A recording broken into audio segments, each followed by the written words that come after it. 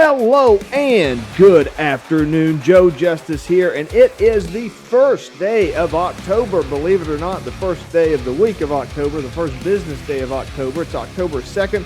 We are getting into the spooky season, and things are getting exciting. There's all kinds of things happening. Now's the time when all of the festivals and the pumpkin carvings and all that kind of stuff is going to start really firing up. Fall is here. It's here to stay. It's an exciting time. Can't wait for all the cool stuff that's going to be happening with the leaves changing and everything else, and I'm really looking forward to it. Today, I wanted to come to you and talk to you a little bit about something that I recently talked to a buddy of mine about when it comes to the whole Appalachia region, this whole part of the country that I'm from, and kind of speaks directly to what I'm trying to do with the Kanawha Valley Hustler and understanding what the Kanawha Valley Hustler is all about. Of course, the mission statement of the Kanawha Valley Hustlers podcast is to support an entrepreneurial vision in and around the Kanawha Valley, to provide support, to help people understand that what entrepreneurship is and what they can bring to it. And one of the things that really brings that in mind, one of the things that really fires that up is the poverty mindset. As I've thought about it over the years, as I've kind of delved into this whole world of entrepreneurship and why it is in Appalachia we don't have that kind of startup culture, we don't have that culture of excitement and energy around creating businesses and doing business, and a lot of that comes down to the fact that I think that we're kind of company people. Our culture kind of goes back to working for the man, whether it's the coal miners or whether it's the railroad or it was the logging and timbering or something like that. The whole idea is to get as much as you can out of your work, out of working for the man, basically. And what that's called, and what's really pervasive about it is this. What that is the scarcity mindset or the poverty mindset. It's kind of a scarcity belief. It's everything. So kind of the way to think about it, the way that I think about it a lot is like you take a fishing idea. If you've ever been fishing, I'm a big fisherman. I love to go fishing. And if you ever think about fishing, one of the things that you'll think about is if you find like a really good fishing hole. I mean, it's a joke amongst fishermen is you'd never tell anybody about it. That's like, stay away from it. You don't mention it. You don't say, oh, I had a great time over here, because then the next thing you know, everybody starts going to that fishing hole. And that's the scarcity belief. That's that poverty mindset. It's that idea. It's a focused on anxiety about what you're going to lose, not what you're going to gain. It's got a very limited vision. It's not about what can I do to help other people today. It's more about like, how do I hang on to what I've got, because there's just a little bit of it and it's all going to be taken away from me, right? And you get kind of these ideas. It's very limited in scope. It's very there's no vision there. There's no thinking about tomorrow. There's no thinking about helping people. There's no thinking about contributing. It's all about me, now. What can I get? You start hearing things like, well, that guy's going to screw you over, so you might as well screw him first. You don't think about long-term relationships. You think about how to take advantage of people. You think about how to make sure that they don't take advantage of you. All these kinds of ideas, and I really think that comes from poverty. That comes from this kind of idea that there's not plenty. Now, the opposite of that, which is what I like to think about, is the prosperity belief, the idea, the mindset, the conscious thought of abundance, and the idea that if you help someone today, then they will help you tomorrow. The problem with that is everybody's been screwed, and everybody's been taken advantage of. So they don't want to believe that. They want to fall back on this scarcity belief.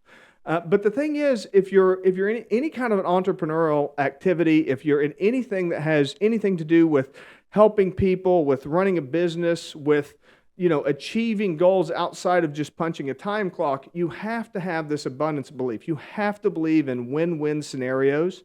You have to act as if helping somebody today will benefit you tomorrow. If your day is all day about about how to screw somebody over, how to prevent yourself from being screwed over, how to take advantage of people, how to prevent yourself from being taken advantage of, then you don't see opportunities. You don't help out people. You don't prove that you're trustworthy. You don't prove that what you have to offer is good and that they can trust you and build those relationships. They don't know that, people have to know, like, and trust you before they're ever going to work with you.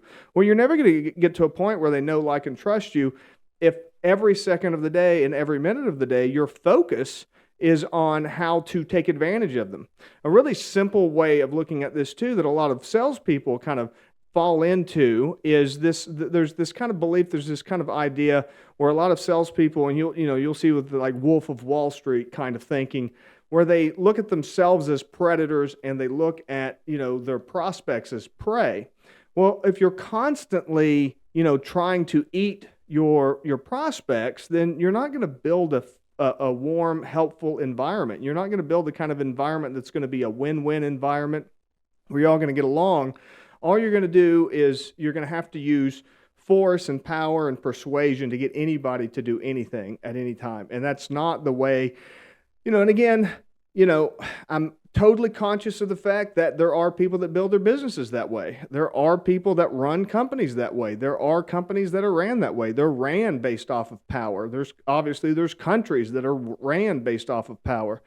But in America, I don't think that that's really the best way of moving forward. I don't think controlling people, manipulating people, and taking advantage of people. And then on that flip side, the flip side of that is constantly being afraid that people are taking advantage of you, constantly being afraid that people are going to screw you over, or constantly being afraid that people are going to hurt you. I don't think that leads to long-term abundance.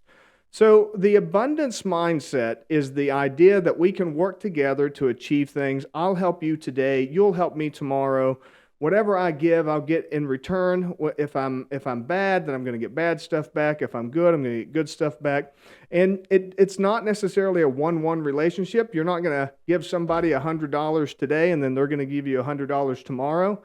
You never know what kind of connections you're going to make that's going to have a positive impact in the world. But if you focus on giving and you focus on abundance, you focus on reciprocity, you focus on helping people, contributing to people, moving people forward, you'll have great success, and you'll get out of that poverty mindset, out of the whole idea that everything's about what can I get today? What can I get today? What can take care of me today? What do I need today?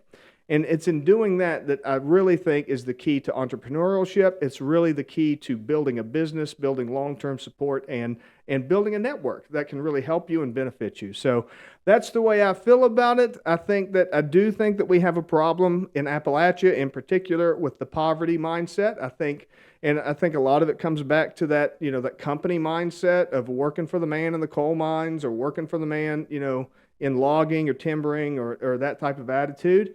And I think that we can get over it, and I think that would be a positive step forward. If you agree with me, drop me a comment. Let me know what you think. If you disagree with me, drop me a comment. Let me know what you think. I'd love to hear from you.